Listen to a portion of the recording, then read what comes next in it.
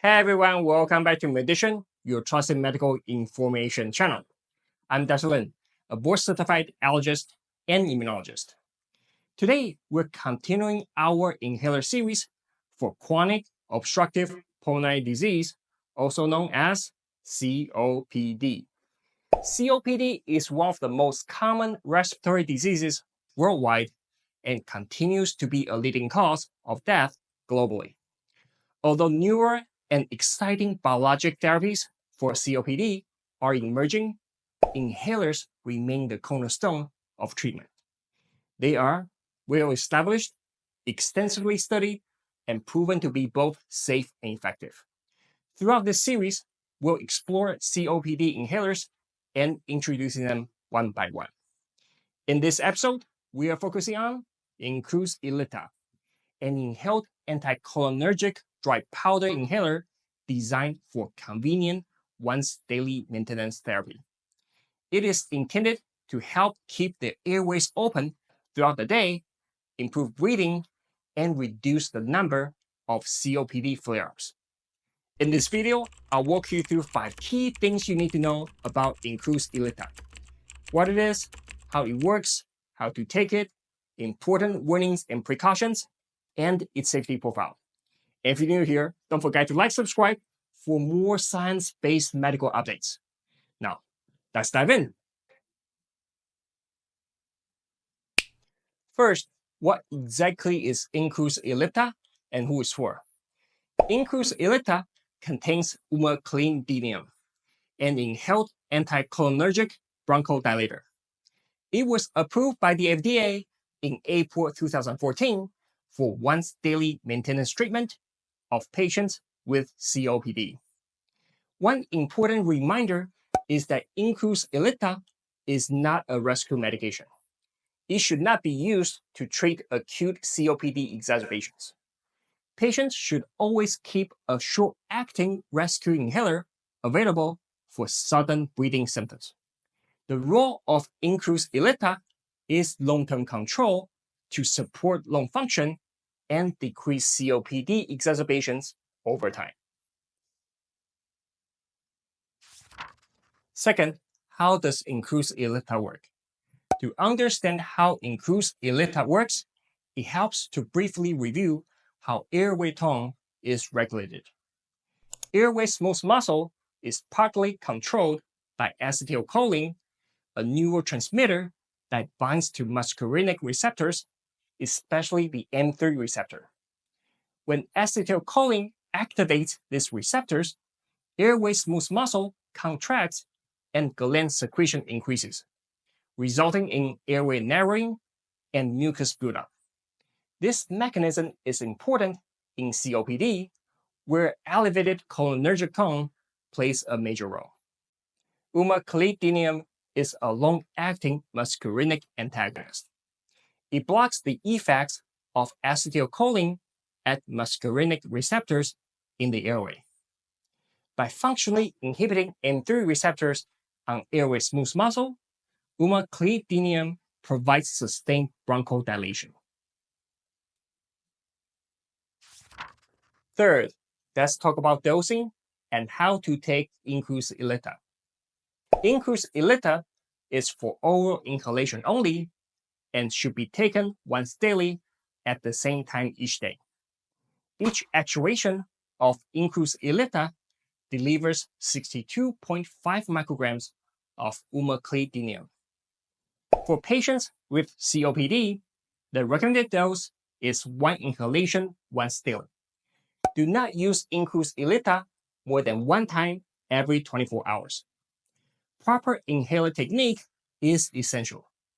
Using the device correctly ensures the medication reaches the lungs and provides full benefit.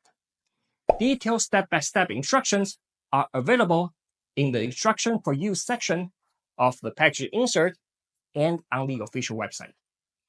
Incruse Ellipta should not be used together with other anticholinergic medications, as combining these medications may increase the risk of anticholinergic side effects, such as dry mouth, constipation, urinary retention, and increased heart rate. Fourth, let's review important warnings and precautions. Hypersensitivity reactions, including anaphylaxis, have been reported with Incruse Ellipta. If symptoms such as trouble breathing, severe itching, skin rash or hives, or swelling of the face, mouth, or tongue occur, stop the medication right away and seek emergency medical care. Incruse Ellipta also contains lactose, which may have trace amounts of milk protein. Patients with severe milk protein allergy should not use this inhaler. If COPD symptoms continue to worsen after using Incruse Ellipta, or if the rescue inhaler is needed more frequently than usual, this may indicate uncontrolled COPD and requires prompt medical evaluation. Sudden worsening of breathing, coughing, or wheezing, known as paradoxical bronchospasm, can occur with inhaled medications. If this happens after using Incruse Ellipta, it should be treated immediately with an inhaled short-acting bronchodilator. Also stop Incruse Ellipta and get medical attention right away. Incruse Ellipta should be used cautiously in patients with glaucoma, as it may increase eye pressure. Regular eye examinations are recommended during treatment. Symptoms such as eye pain or discomfort, blurred vision, seeing halos, or color images along with red eyes should prompt immediate medical assessment. Caution is also advised in patients with urinary retention, especially those with prostate enlargement or bladder neck obstruction.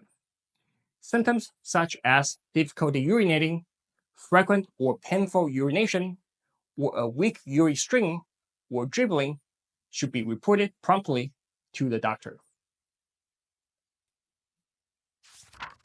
And finally, let's review side effects and safety. In clinical trials, the most commonly reported side effects included stuffy or runny nose, mouth and throat pain, upper respiratory tract infection, change in taste, fast or irregular heartbeat, bruising or dark areas of skin, cough, toothache, stomach pain, and muscle or joint pain. Overall, most side effects were uncommon, occurring in less than 3% of patients, with many reported at rates similar to placebo. After approval, additional adverse events have been reported through post-marketing experience with Incruse Ellipta. Although it is difficult to determine how often these occur or whether they're directly caused by the medication, these reports highlight the importance of stopping the inhaler and consulting a healthcare provider if new, persistent, or worsening symptoms develop. And there you have it, 5 key things you need to know about Incruse Ellipta, a once daily, long-acting bronchodilator that remains an important long-term maintenance option for patients living with COPD. By blocking muscarinic receptors in the airway, it helps relax airway smooth muscle and ease day-to-day breathing. If you found this video helpful, don't forget to like, subscribe, and share your thoughts or experience in the comments below. Thanks for watching, and stay tuned for more evidence-based insights right here on Medician. See you next time.